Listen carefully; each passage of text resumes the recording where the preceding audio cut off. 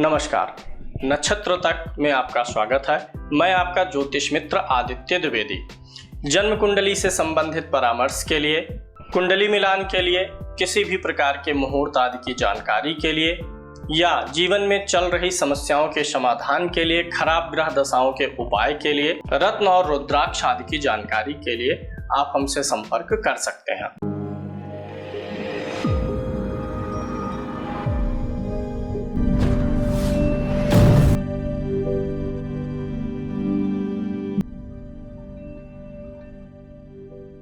संस्थान में अब आपको ज्योतिष का कोर्स भी मिल जाएगा। इसके लिए आप हमारा ऐप नक्षत्र तक गूगल प्ले स्टोर से डाउनलोड कर लीजिए। इस कोर्स में आप ज्योतिष के ए से शुरू करके जेड तक जा सकते हैं, यानी बेसिक से एडवांस तक के सारे आपको लेसन स्टेप बाय स्टेप मिलते हैं, जो कि एक क्रमबद्ध तरीके से होते हैं, जहां ज्योतिष के पीडीएफ नोट्स भी आपको मिलते हैं और लाइव क्लासेस की रिकॉर्डिंग भी मिलती है। डाउट्स वगैरह के लिए भी वीडियोस आपको मिलते हैं। जूम क्लास से लाइव जोड़ करके मैं आप लोगों के शंकाओं का समाधान भी करता हूं। जन्म कुंडली विश्लेषण में आज हमने स्त्री जातिका की कुंडली ली है।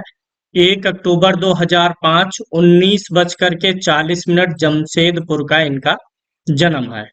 इनकी जन्म कुंडली में सबसे पहले ग्रह स्पष्ट देखते हैं, फिर उसके बाद लग्न कुंडली पर चलेंगे। लग्न इनकी मेष लगन की कुंडली है।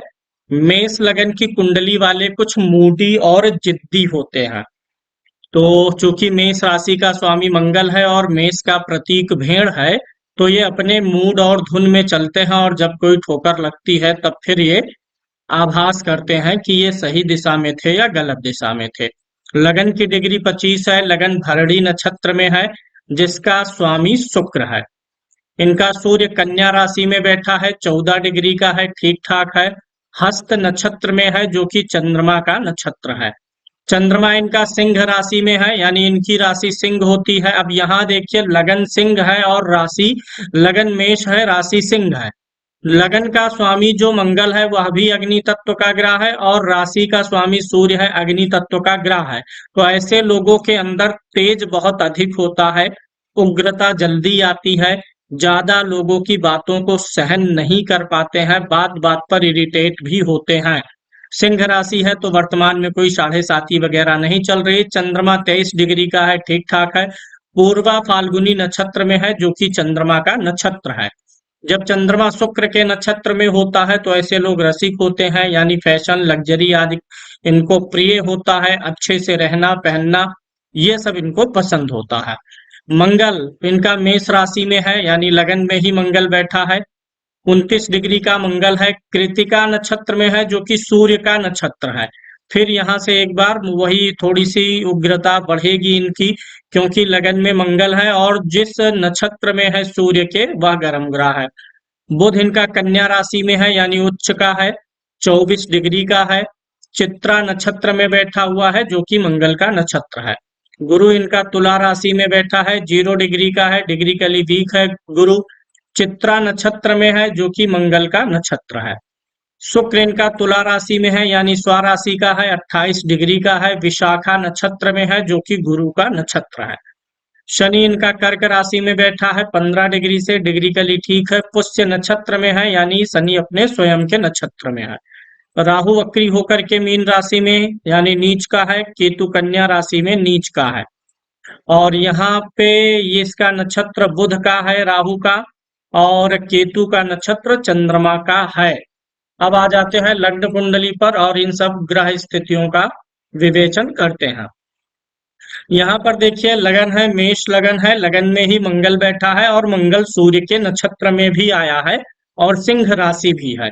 तो इनकी पहली प्रेडिक्शन है, स्वभाव से मूडी होंगी, गुस्सा इनके अंदर अधिक रहेगा, सहनशीलता कम रहेगी, तेज बहुत अधिक रहने वाला है। ये इनका पहला प्रेडिक्शन होता है। मंगल लगन में बैठा हुआ है, इसलिए ऐसा मंगल, चूंकि चलित कुंडली में यह मंगल बदल नहीं रहा है, इसलिए यह रोचक नाम का राजयोग भी बनाएगा। शरीर से मजबूत करेगा, शरीर को मजबूत बनाएगा, हड्डियों में ताकत प्रदान करेगा। दूसरा भाव देखते हैं तो दूसरे भाव का स्वामी शुक्र है यहाँ पर, और शुक्र धन भाव का स्वामी हो करके सप्तम भाव में धन भाव के कारक ग्रह गुरु के साथ ही बैठा हुआ है। तो जब धनेश कारक गुरु के साथ बैठता है तो धन योग बड़ा उत्तम बनाता है, धन योग बहुत उत्तम हो जाता है इस कुंडली में। तृतीय भाव का स्वामी बुध है, जो कि आकर के बैठा हुआ है छठे भाव में, अस्त है। तो बुध यहाँ पर अस्त होने के नाते और छठे भाव में होने के नाते अपनी उच्च राशि का फल अधिक नहीं दे पाएगा, और वैसे भी मेष लगन के लिए बुध मारक ग्रह भी होता है। तो बुध अस्त है तो बुध की दशा अंतर दशा में इनको समस्याएं आएंगी। बुध अस्त है इसलिए थोड़ा देर से सही बुद्धि का इस्तेमाल भी होगा, जो एक प्रेजेंस ऑफ माइंड होता है, मतलब किसी परिस्थिति में तुरंत निर्णय लेने की क्षमता प्रभावित होती है बुध के अस्त होने से। चतुर्थ भाव में शनि बैठा है, माता के जन्म के समय, बालक के जन्म के समय माता को तकलीफ देने का ये प्रयास करता है। और यहाँ पे राहु की दृष्टि भी पांचवी थी, तो जन्म के समय माता को तकलीफ दिया हो, ऑपरेशन से हुई हो, या कुछ विशेष तकलीफ ज्यादा दिया हो, ऐसा संभावना बन जाता है। यहाँ पे पंचम भाव में बैठे हुए हैं चंद्रमा महाराज, बुद्धि भाव पे चंद्रमा है, सूर्य यहाँ का स्वामी होकर के छठे भाव में गया हुआ है। सूर्य छठे भाव में गया है तो बुद्धि इनकी अच्छी उत्तम रहेगी चंद्रमा के होने के नाते। छठे भाव में बुध सूर्य और केतु होने के नाते यहाँ पे केतु और सूर्य ग्रहण दोष बनाएंगे, जो इनके ज्यादातर कार्यों में रुकावट विघ्न बाधाएं उत्पन्न करेगा।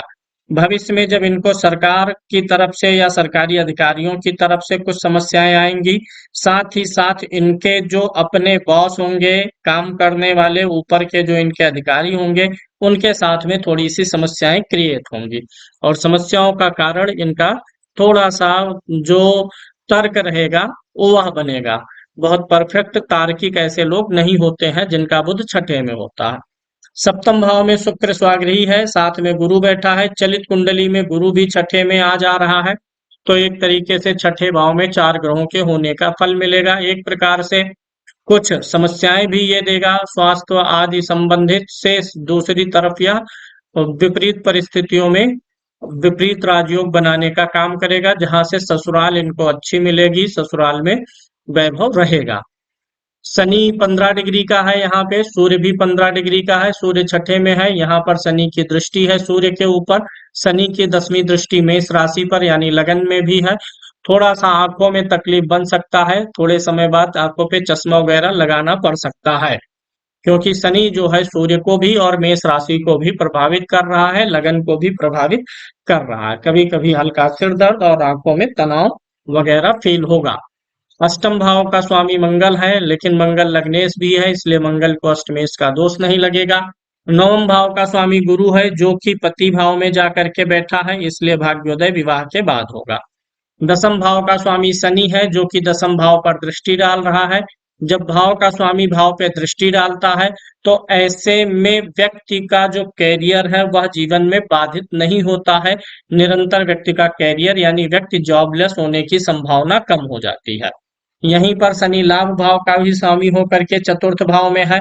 यह इच्छा पूर्ति भाव का स्वामी चतुर्थ भाव में है, तो भौतिक समृद्धि से संबंधित, भूमि भवन वाहन लग्जरी से संबंधित सभी इच्छाएं शनि महाराज इस कुंडली के अनुसार पूरी करेंगे। 12वें भाव में केतु बैठा हुआ है, तो कभी कभी ऐसे व्यक्ति क्या करते हैं कि बनावटी ख्वाब देखने लगते हैं। राहु के 12वें होने से कभी कभी व्यक्ति शेख चिल्ली के जो सपने होते हैं उस प्रकार के सपने देखने लगता है। तो यहाँ पे 12वें भाव का राहु ठीक नहीं है। 12वें भाव का राहु इनको विदेश का टूर एंड ट्रेवल भी कराएगा। इस प्रकार से ये सभी ग्रहों का विवेचन हुआ। अब एक बार मैं अच्छे बुरे योगों को भी देखता हूँ। लगन में मंगल बैठा हुआ है, रोचक नाम का योग बनेगा। शनि जो है चंद्रमा के घर में, चंद्रमा शनि के घर में नहीं है, स्थान परिवर्तन यहाँ नहीं है, यहाँ भी स्थान परिवर्तन नहीं बनता हुआ नजर आ रहा है। शुक्र इस कुंडली में अच्छा योग बना रहा है। इस शुक्र इस कुंडली में धनेश और सप्तमेश होकर के त्रिकोण के स्वामी गुरु के साथ बैठा है, यानी शुक्र और गुरु की युति इस कुंडली में धन योग बना रही है। साथ ही साथ इस कुंडली के दो कारक ग्रह, एक तो मंगल, दूसरा नवम भाव का स्वामी गुरु आमने सामने है। दो कारक ग्रह परस्पर दृष्टि संबंध बना रहे हैं। यह भी धन योग बनेगा, यह भी इनको धन का लाभ प्रदान करेगा। कुंडली में चंद्रमा पंचम भाव में बैठा है, चंद्रमा के पीछे शनि है, यानी चंद्रमा अकेला तो है लेकिन अगले पिछले भाव में ग्रह है, इसलिए केंद्रुम दोष नहीं बनेगा। काल सर्प दोष की बात करें तो कुंडली में काल सर्प दोष नहीं है। सूर्य और केतु का ग्रहण है। सूर्य केतु की तरफ जा रहा, 15 डिग्री से 16, 17, 18 जाएगा, और केतु 20 से 19, 18 इस सूर्य की तरफ। तो इन दोनों ग्रहों की युति बन रही है, ये थोड़ा सा दिक्कत करेगा, खास करके इनके मान सम्मान और कैरियर में ये तकलीफ पहुंचाएगा। संतान भाव का अगर देखते हैं तो गुरु केंद्र में है, चंद्रमा यहाँ पर बैठा हुआ है। चंद्रमा कन्या संतान देने में निपुण होता है पंचम भाव में। गुरु केंद्र में है तो पुत्र संतान हो सकता है, इनको बाद में प्राप्त हो, पहले कन्या संतान की प्राप्ति की प्रॉमिसिंग नजर आ रही, यानी संतान में बाधा नहीं है। दाम्पत्य जीवन की बात करते हैं तो दाम्पत्य जीवन में ये लगन में मंगल बैठा हुआ है, इसलिए विवाह मांगलिक लड़की से होना चाहिए, लड़के से होना चाहिए। इसमें कुछ लोग कहेंगे मंगल स्वराशि का है इसलिए कोई दिक्कत नहीं है, लेकिन दिक्कत इसलिए है क्योंकि नवमांश कुंडली का जब आप लगन देखेंगे तो यहाँ पर चंद्रमा नीच का होकर के बैठा हुआ है, और लगन में चंद्रमा नीच का है और चंद्रमा शनि की युति है। तो ऐसे में मंगल का प्रभाव असर करेगा। मांगलिक दोष भंग होना और मांगलिक दोष ना ही होना दोनों अलग अलग स्थितियां हैं। मंगल का मेष राशि में होने से दोष भंग होता है, लेकिन इस भंग वाली कैटेगरी में भी हमें नवमांश भी विचार करना चाहिए। तो ऐसे में जो भी लड़का रहे वो मांगलिक रहे या ठीक है, और जिस लड़के से इनका विवाह हो उसकी नवमांश कुंडली का लगन अच्छा होना चाहिए। अब यहाँ पे एक तो ये सावधानी हो गई, दूसरी हम अन्य ग्रहों को देख लेते हैं, लग्न और नवमांश से मिलाकर के वर्गोत्तम ढूंढते हैं। मंगल वर्गोत्तम नहीं है, शनि यहाँ 4 नंबर पे है, यहाँ नहीं है, शनि भी वर्गोत्तम नहीं है, चंद्रमा वर्गोत्तम नहीं है, 6 नंबर की गिनती में नवमांश में कोई नहीं है, यानी बुध सूर्य और केतु भी वर्गोत्तम नहीं है। 7 नंबर की गिनती में गुरु नवमांश में भी बैठा है, लगन में भी बैठा है, तो गुरु यही एक ग्रह इनका वर्गोत्तम होता हुआ नजर आ रहा है। राहु महाराज 9 पे बैठे हैं और केतु महाराज 3 पे बैठे हैं, तो राहु केतु भी वर्गोत्तम नहीं है। इनका जो चंद्र कुंडली बनता है सिंह लगन की कुंडली है, अभी इनकी कोई 7.5 वगैरह नहीं चल रही है। वर्तमान में इनकी राशि से शनि सप्तम भाव में गोचर कर रहे हैं और लगन से एकादश भाव में गोचर कर रहे हैं, यानी अगले 2.5 वर्ष शनि के गोचर इनके लिए अच्छे रहेंगे। राशि से ये राहु और गुरु का गोचर मेष राशि पे चल रहा है, राशि से नवम भाव है, अच्छा है, और लगन कुंडली से लगन में है। थोड़ा सा राशि पे जब तक राहु है अक्टूबर तक, थोड़ा ये कभी कभी पढ़ाई में दिखावटीपन लेके आएगा, उतना जो है थोड़ा सा फोकस बिगाड़ने का काम करता है, अक्टूबर बाद सही हो जाएगा। नवमांश कुंडली की विवेचना करते हैं, लगन में शनि चंद्रमा का योग बैठा है, चंद्रमा यहाँ पर नीच का है, हालांकि सूर्य के सम्मुख है, तो उतनी ज्यादा प्रॉब्लम नहीं है, लेकिन लगन में नीच का ग्रह होना ठीक नहीं है। इसलिए जो एक बात मैंने मांगलिक वाली बताई वो ध्यान रखना है। लड़के की कुंडली में लग्न का नवमांश का लगन मजबूत होना चाहिए। जो इनका जीवन साथी होगा उसकी भाषा बोली थोड़ी सी उग्र या क्रूर ही रहेगी, क्योंकि नवमांश के द्वितीय भाव में मंगल राहु का योग बना हुआ है। यहाँ चतुर्थ भाव का स्वामी जो शनि है लगन में बैठा है, यानी जहाँ विवाह होगा वहां भूमि भवन वाहन का सुख बहुत ही अच्छा रहने वाला है। सप्तम भाव में सूर्य बैठा रहेगा, यानी यहाँ पे चतुर्थ भाव पे तो देखिए शुभ ग्रह का प्रभाव है, लेकिन सूर्य शनि आमने सामने है, इसलिए थोड़ा सा विवाद दोनों पति पत्नी के बीच में कुछ न कुछ कहा सुनी होती रहेगी। बुध यहाँ ठीक है, दसम को देखेगा, गुरु 12वें में ठीक है, यहाँ से चतुर्थ भाव को देखेगा, सप्तम को दृष्टि डालेगा, सप्तम को नहीं अष्टम पे दृष्टि डालेगा, इसलिए यहाँ पर भी कुछ ठीक ठाक ही दिखाई दे रहा है। यानी सिर्फ चंद्रमा और शनि की जो युति है लगन में नवमांश के, वही पीड़ादायक है। ऐसे में अगर लगन में नीच का ग्रह हो, चंद्रमा और वो शनि के साथ हो, तो व्यक्ति का जो लाइफ पार्टनर होता है उस व्यक्ति में इंटरेस्ट थोड़ा सा कम लेता है। अगली कुंडलियों पर चलते हैं और विवेचन देखते हैं। सूर्य कुंडली अगर हम देखते हैं तो लगन से दसम में कोई ग्रह नहीं, चंद्र से दसम में कोई ग्रह नहीं, सूर्य से दसम में कोई ग्रह नहीं, इसलिए कोई महापुरुष बनने का योग इस कुंडली में नहीं है। सूर्य कुंडली देखते हैं तो सूर्य कुंडली में ही देखिए ग्रहण लगा हुआ है, यानी बहुत उच्च कोटि का मान सम्मान का योग नहीं है। सूर्य कुंडली से मान सम्मान ही देखते हैं, आत्म या जो है स्वाभिमान वगैरह देखते हैं, तो इसमें थोड़ी सी समस्याएं हैं।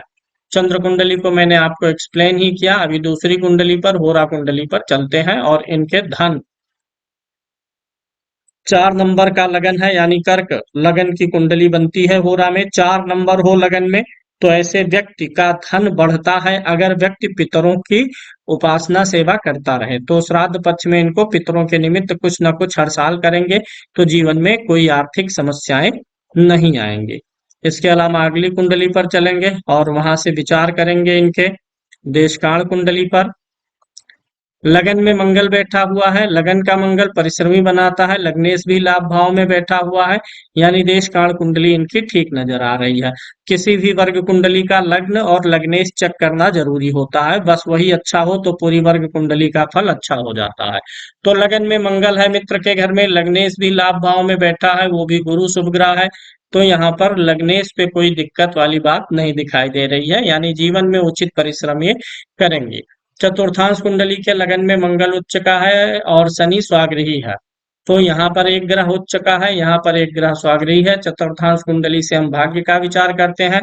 भाग्य का स्वामी जो बुध है वह छठे भाव में अपनी स्वाग्रही राशि में है, तो यहाँ पर मंगल और शनि में देखिए विरोधाभास होता है, और जो भाग्य का स्वामी बुध है वो भी छठे भाव में, यानी इनकी भाग्य उन्नति हमेशा विरोध के साथ होगी।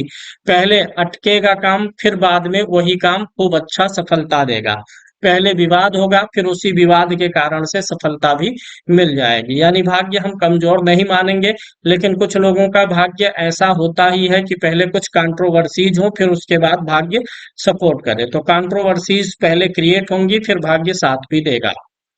यहाँ पे पंचमांश कुंडली देखते हैं तो लगन में मंगल और शुक्र की युति बनी हुई है और गुरु बैठा हुआ है नवम भाव में, शनि का भी पोजीशन देखना होता है, शनि बैठा हुआ छठे भाव में, लग्नेश गया हुआ है छठे भाव में, लग्न में मंगल शुक्र दो शत्रु ग्रह बैठे हुए हैं।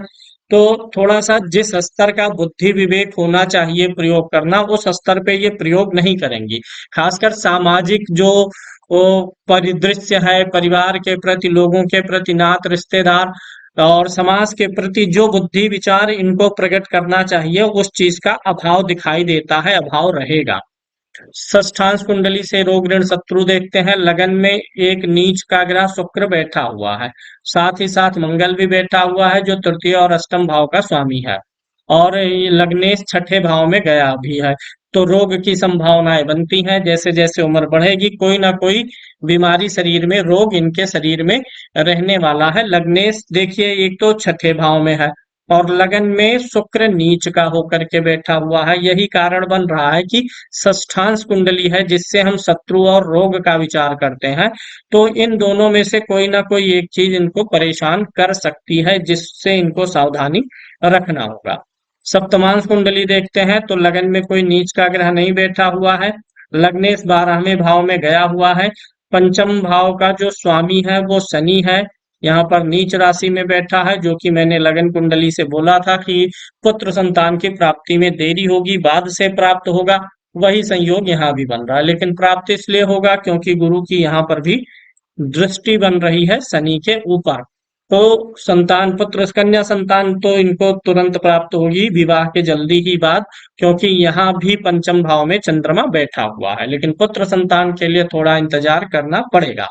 अष्टमांश कुंडली का लगन देखिए तो लगन में कोई नीच का ग्रह नहीं है, लग्नेश बैठा हुआ है द्वितीय भाव में और छठे भाव में कोई खराब पोजीशन नहीं है, कोई नीच का ग्रह नहीं, 8वें भी खराब नहीं है, 12वें भी खराब नहीं है। 6, 8, 12 भाव अगर अष्टमांश कुंडली में खराब हो, एक तो लगन सबसे महत्वपूर्ण है, फिर उसके बाद अगर 6, 8, 12 पीड़ित होता है तो व्यक्ति की आयु में कई सारे अवरोध आते होता ना, बहुत से बार लोग जीवन में कई बार बड़ी बीमारी का सामना करेंगे, चोट चपेट का सामना करेंगे, मतलब ऐसे जीवन में कई बार अवसर आएंगे जब जीवन ठहर सा जाए, तो ऐसा कोई योग बनता हुआ फिलहाल नजर नहीं आ रहा है।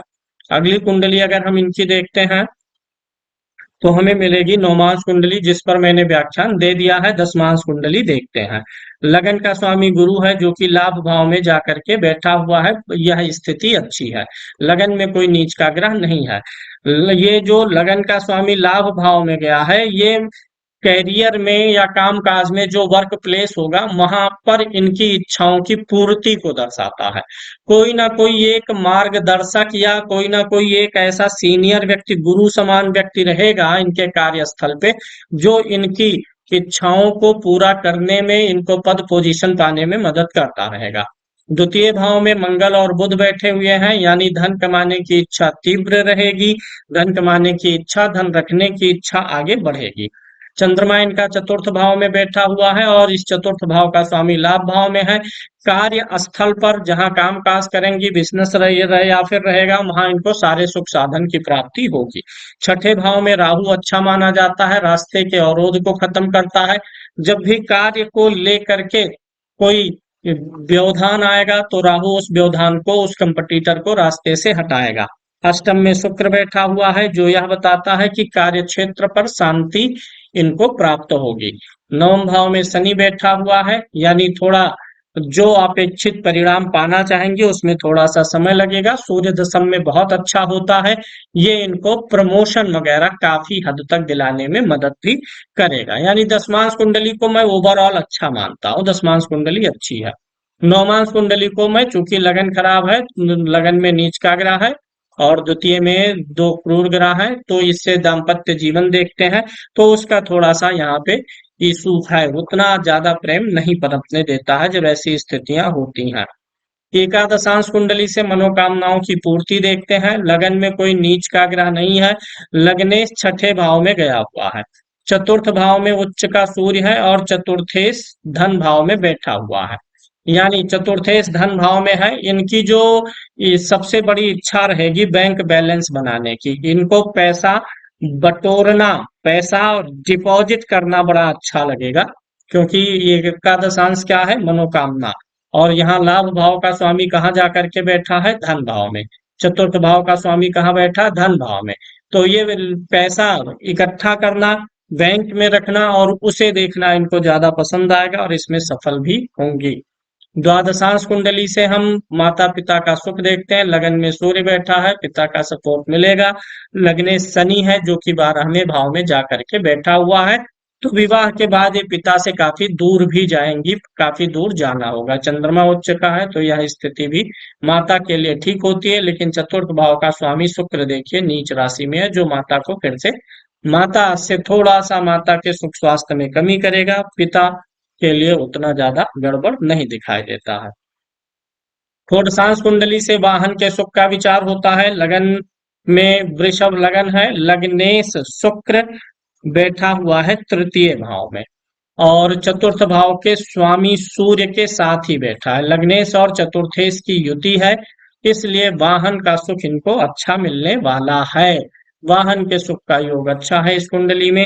और यहाँ पे शनि नीच राशि में नहीं है, बुध भी ठीक है, गुरु मंगल के घर में बैठा, ये भी ठीक हुआ है। वाहन का सुख इनको प्राप्त होने के प्रबल योग है, 4 पहिया वाहन का सुख रहेगा। विषांश कुंडली से आध्यात्मिक उन्नति देखते हैं। लगन का स्वामी सूर्य दशम भाव में गया हुआ है, बहुत अच्छी स्थिति है और लग्नेश पर शुक्र की दृष्टि भी है, मंगल और शुक्र की भी युति बनी हुई है। नवम भाव में गुरु भी बैठा है, धार्मिक बनाता। लग्नेश दशम में जाए, ये भी आध्यात्मिक बनाता है। शनि स्वराशि का है, ये भी, यानी आध्यात्म में कमी नहीं रहेगी, नास्तिकता की तरफ इनके पैर नहीं जाएंगे। सर्वाष्टक वर्ग की कुंडली से हम ग्रहों का गोचर देखते हैं। सबसे पहले मैं आपको बता देता हूं कि इधर राशियां हैं और इधर ग्रह हैं। जिस राशि पर ग्रह को 0 से 3 पॉइंट मिले हैं, उस राशि पर ग्रह का गोचर अशुभ फल देता है। जहां 4 पॉइंट मिले हों, उस राशि पर ग्रह का गोचर एवरेज फल देता है। 5, 6, 7 और 8 जैसे जैसे गिनती बढ़ती है, पॉइंट बढ़ते हैं, ग्रह का गोचर उस राशि पर अच्छा होता चला जाता है। अब यहाँ पे देखिए, शनि को मेष राशि पे 3 पॉइंट मिले हैं, यानी जब जब शनि मेष राशि पर गोचर करेगा तो इनको बहुत अच्छा फल नहीं देगा। वहीं जब शनि वृषभ राशि पर गोचर करेगा तो देखिए 2 पॉइंट मिले हैं, तो यानी और भी बुरा फल देगा, बहुत अच्छा नहीं देगा। मिथुन राशि पर जब शनि का गोचर रहेगा तो 5 अंक मिले हैं, अच्छा रिजल्ट मिलेगा। कन्या राशि पर शनि का गोचर इनको बहुत अच्छा फल देगा। वृश्चिक राशि पर जब भी रहेगा शनि का गोचर, इनको सबसे ज्यादा खराब फल इसी राशि पर देगा। इसी प्रकार से गुरु का देखिए, गुरु का गोचर मेष, वृषभ, मिथुन, कर्क, इन 4 राशियों पर जब जब गुरु गोचर करेगा इनको अच्छा फल देगा। यहाँ सिंह राशि पर गुरु का गोचर इनको थोड़ा सा बुरा फल देगा, लेकिन फिर कन्या, तुला, वृश्चिक, धनु पर अच्छा देगा, मकर पे एवरेज देगा, कुंभ राशि पर अच्छा फल देगा। मीन राशि पर जब जब गुरु गोचर करेगा तो सामान्यतः खराब फल ही देगा। इसी प्रकार से सभी ग्रहों का यहाँ से टैली करके निकाला जा सकता है। जैसे यहाँ 7 पॉइंट है, 7 पॉइंट किस राशि में है? कर्क राशि में। किस ग्रह को मिले हैं? शुक्र को। शुक्र को कर्क राशि में 7 पॉइंट है, यानी जब जब शुक्र कर्क राशि में गोचर करेगा तब तब इनको अच्छे फल की प्राप्ति होती रहेगी। इसी प्रकार से इनके लिए अच्छे दिन का अगर हम निर्णय करें तो जब चंद्रमा का गोचर 2.25 दिन के लिए सिंह राशि में रहे वह दिन इनके लिए अच्छा रहेगा। वृषभ राशि में जब चंद्रमा का गोचर रहेगा वह दिन इनके लिए एवरेज रहेगा। इनके लिए जो सबसे अच्छा दिन रहेगा जब चंद्रमा मिथुन राशि में गोचर करे तो वह दिन इनके लिए बहुत अच्छा रहेगा। शेष कर्क सिंह कन्या में एवरेज रहेगा। तुला राशि में जब चंद्रमा का गोचर रहेगा तो वह दिन इनके लिए ज्यादा ही खराब रहेगा। फिर इधर मकर राशि में चंद्रमा का गोचर इनके लिए अच्छा रहेगा और कुंभ राशि में जब चंद्रमा गोचर करेगा वह दिन इनके लिए अच्छा रहने वाला है। ओवरऑल ये सारणी इनको भेजी जाएगी और यहाँ इससे ये हमेशा ग्रहों का गोचर देख सकते हैं और उपाय आदि अपने अनुसार कर सकते हैं। जैसे शनि को वृश्चिक राशि पे 1 पॉइंट मिला है तो पंचांग पे नजर रखें या इंटरनेट के माध्यम से देखते रहें। जब भी शनि मेष राशि पे जाए तो इनके लिए शनि का दान कर दें। इसी प्रकार से जहां जहां खराब पॉइंट्स हैं जब जब उन राशियों पर ग्रह गोचर करे तो दान कर देना चाहिए। सर्वाष्टक वर्ग की कुंडली में देखिए एवरेज पॉइंट जो होते हैं 28 पॉइंट्स एवरेज होते हैं।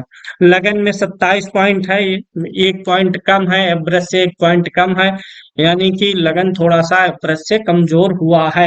मंगल यहाँ पर बैठा है, यानी अगर लगन मजबूत होता तो मंगल और मजबूत हो जाता। हालांकि मंगल अपने अग्नि तत्व की राशि में है, सूर्य के नक्षत्र में है, तो ये इस भाव का मजबूत होना थोड़ा मंगल को और अधिक बल देता। कोई दिक्कत नहीं है, फिलहाल शारीरिक स्वास्थ्य वगैरह ठीक रहेगा। धन भाव में 32 पॉइंट है, व्यय भाव में 22 पॉइंट है, काफी 10 का अंतर है, तो धन संग्रह करने में निपुण रहेंगी। लाभ भाव में 36 है, यानी धन का लाभ और धन की बचत इन दोनों भावों के पॉइंट्स व्यय भाव से काफी ज्यादा है, तो जीवन में कोई आर्थिक समस्या नहीं आएगी। तृतीय भाव में 32 पॉइंट्स है, तृतीय भाव का फल इनको अच्छा मिलेगा, इनको पराक्रमी बनाएगा, ढीठ बनाएगा, निडर बनाएगा और अपने अधिकारों के लिए जागरूक बनाएगा। चौथे भाव में 35 पॉइंट है, यानी भौतिक सुख साधन इनके लिए काफी अच्छा रहेगा और उत्तर दिशा इनके लिए बहुत अच्छी रहेगी। पंचम भाव में 26 पॉइंट है, एवरेज से 2 पॉइंट कम है, तो वही पुत्र संतान की प्राप्ति में थोड़ा सा असर डालेगा। छठे भाव में 28 पॉइंट है, छठे 8वें और 12वें भाव में कम बिंदु होना ठीक है, तो छठे 8वें और 12वें में कम बिंदु है तो स्ट्रगल उतना अधिक नहीं रहेगा, जीवन में शांति रहेगी। सप्तम भाव में 22 पॉइंट है, लगन में 27 है, पति पत्नी में ये हावी रहेंगी, क्योंकि ये लग्न में ज्यादा है तो जिसकी कुंडली है वो हावी रहेगा। भाग्य वीक है, जैसा मैंने चतुर्थांश कुंडली से भी बताया था, भाग्य का थोड़ा सा इशू है, वो यहाँ भी आ रहा है। भाग्य में 19 पॉइंट है, लेकिन कर्म भाव में 33 है, यानी भाग्य कम साथ देगा, मेहनत अधिक करवाएगा, उस मेहनत का लाभ भी इनको प्राप्त होता हुआ नजर आ रहा है। इनके जीवन में सबसे ज्यादा फल द्वितीय भाव का, द्वितीय भाव में जब कोई ग्रह गोचर करता हुआ आएगा अच्छा रहेगा, तृतीय भाव में आएगा अच्छा रहेगा, चतुर्थ भाव में कोई ग्रह गोचर करता हुआ आएगा अच्छा रहेगा, दसम भाव में और एकादश भाव में ग्रहों का गोचर इनके लगन से अच्छा फल प्रदान करेगा। और इनके जीवन में सबसे ज्यादा प्रभाव धन भाव, तृतीय भाव, चतुर्थ भाव, दसम भाव और एकादश भाव का रहेगा। जिन भावों में 30 पॉइंट बने होते हैं जीवन में उन भावों का प्रभाव ज्यादा रहता है। अब चलते हैं इनकी वर्तमान दशा को देख लेते हैं। वर्तमान में इनकी जो महादशा चल रही थी सूर्य की पूरी हो गई है, चंद्रमा की अभी चल रही है। चंद्रमा इनकी कुंडली में चंद्रमा में बुध का अंतर 5 मई 2023 को निकल गया है। बुध का अंतर थोड़ा सा अच्छा नहीं था, बुध छठे भाव में है था, अस्त था, गड़बड़ था, लेकिन अब चंद्रमा में केतु आ रहा है तो ये भी कोई बहुत अच्छा नहीं जाएगा, लेकिन बुध की महादशा से थोड़ी सी अच्छी जाएगी। चंद्रमा में शुक्र का अंतर इनके लिए ठीक होगा, यानी दिसंबर से इनका समय 4 दिसंबर 2023 से समय में सुधार होगा। शुक्र मार्ग तो है ही, लेकिन इस कुंडली में शुक्र स्वराशि का है, अच्छे भाव का है, स्वस्थ है, शुभ ग्रह के साथ है, तो शुक्र इनको अच्छा फल भी देगा, लेकिन शुक्र की दशा में थोड़ा सा तबीयत भी खराब होगी। उसके बाद सूर्य महाराज आएंगे, चंद्रमा में सूर्य, यह दशा भी कुछ ठीक नहीं जाएगी। इनके मस्तिष्क का विकास, व्यक्तित्व का विकास और जागरूकता मंगल की महादशा से आना शुरू हो जाएगी। फरवरी 2026 से 2033 यह पूरा पीरियड ठीक जाएगा, अच्छा जाएगा। राहु की महादशा में थोड़ा सा असामंजस्य बनेगा, ये दशा थोड़ी सी तकलीफ देगी, जीवन में एक लक्ष्य निर्धारित नहीं होने देगी। एक कहते हैं ना कि जीवन सेटल हो जाए, तो वो उस प्रकार की स्थिति थोड़ा सा ये बनाएगा कि अनिश्चितता की स्थिति बनी रहे। राहु की दशा में ही विदेश जाने के लिए प्रयास भी ये कर सकती हैं। ओवरऑल सब कुछ ठीक दिख रहा है। लगन में मंगल है, सप्तम में शुक्र महाराज बैठे हुए हैं, तो कुल मिलाकर के यहाँ पर स्थितियां ठीक है। मंगल शुक्र आमने सामने हो तो कभी कभी व्यक्ति अपने पसंद से भी विवाह करना पसंद करता है, तो अपने मर्जी से भी विवाह करने का योग बन सकता है। अभी इनकी उम्र कुल मिलाकर के लगभग, इनका जन्म जो है उस हिसाब से देखें तो 17, 10, 27 साल की उम्र के आसपास में इनके विवाह का योग बन जाएगा। मंगल में शुक्र की अंतर्दशा में विवाह का योग भी आने लगेगा, यानी 2030 से 2032 के बीच में विवाह का भी समय इनके लिए आ सकता है। उम्मीद है ये चीजें समझ में आई होंगी। अब इनके लग्न कुंडली पर पुनः चलते हैं।